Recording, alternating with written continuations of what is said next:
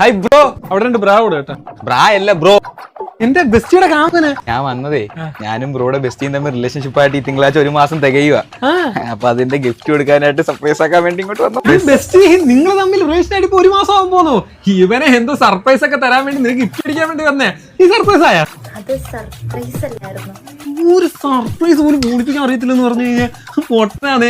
നീ എന്തായാലും അവരുടെ അടുത്ത് പോയത് നന്നായി. ഞങ്ങള് 2 വർഷം ബെസ്റ്റി ആയിരുന്നു. എന്റെ സെലക്ഷൻ ഒക്കെ അവർ നന്നായിട്ട് അറിയാം. ഓക്കെ ബ്രോ, എനിക്ക് അവളുടെ സെലക്ഷൻ ഒന്നും അറിയത്തില്ല. അപ്പൊ എന്തിട്ടാലായിരിക്കും അവള് കാണാൻ കൊള്ളാവുന്ന? അവളെ ഉണ്ടല്ലോ ബ്രോ, അവളെ നൈറ്റ് ഡ്രസ് കാണുന്ന എല്ലാം സ്ട്രെച്ചർ.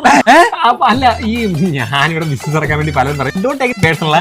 അതല്ല ബ്രോ, ഈ ജൂവലറി ഐറ്റം ഏതായിരിക്കും അവൾക്ക് നല്ലത്? ജൂവലറി ആണെങ്കിലേ അവൾ അരഞ്ഞോട്ട് കാണും ബ്രോ. ബ്രോ അല്ല ബ്രോ, ബിസിനസ് ഇറക്കാൻ വേണ്ടി ഞാൻ പലരും പറയും bro don't take it personal. അതല്ല ബ്രോ, ഈ സാരി ആയാലേ? സാരി വേണ്ട ബ്രോ, അവിടെ ഒരു മാർഗമുണ്ട് ബ്രോ, ആൾക്കാരെ കാണുന്നത്. അത് ബ്രോയ്ക്ക് എങ്ങനെ അറിയാം? അത്